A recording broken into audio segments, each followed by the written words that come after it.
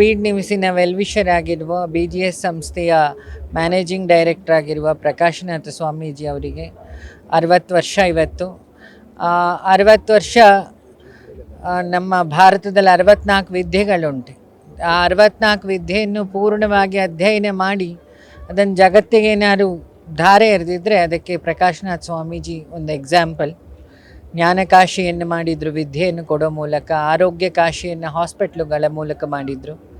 ಜೊತೆಗೆ ಇಷ್ಟು ಜನಕ್ಕೆ ಉದ್ಯೋಗ ಕೊಟ್ಟು ಸರ್ಕಾರ ಏನು ನಿರುದ್ಯೋಗ ನಿವಾರಣೆ ಮಾಡಬೇಕು ಅದನ್ನು ಸ್ವಾಮೀಜಿ 60 ವರ್ಷದಿಂದನೂ ಈ ಸಾಧನೆಯಲ್ಲೇ ಇದ್ದಾರೆ.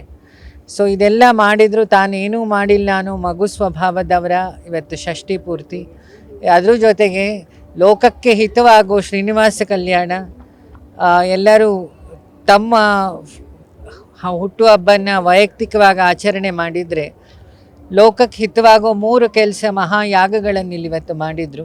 ಒಂದು ಶತಚಂಡಿ, ಇನ್ನೊಂದು ಸರ್ಪಸೂಕ್ತ ಯಾಗ, ಇನ್ನೊಂದು ಅದರ ಜೊತೆಗೆ ಕಾಲಭೈರವನ ಯಾಗ, ಜೊತೆಗೆ ಶ್ರೀನಿವಾಸ ಕಲ್ಯಾಣ.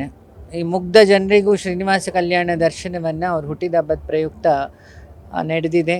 ಸೊ ನಾವೆಲ್ಲ ಅವರಿಗೆ ಈ ಬಾಲಗಂಗಾಧರನಾಥ ಸ್ವಾಮೀಜಿಯನ್ನು ಶಿವನು, ಅವರನ್ನು ಎಲ್ಲರೂ ಶಿವ ಅಂತಲೇ ಕರಿತಿದ್ರು. ಅವರ ತಲೆಯ ಅಲಂಕಾರ ವಸ್ತು ಚಂದ್ರ, ಆ ಚಂದ್ರದ ಪ್ರಕಾಶನೇ ನಮ್ಮ ಸ್ವಾಮೀಜಿ ಪ್ರಕಾಶನಾಥ ಸ್ವಾಮೀಜಿ.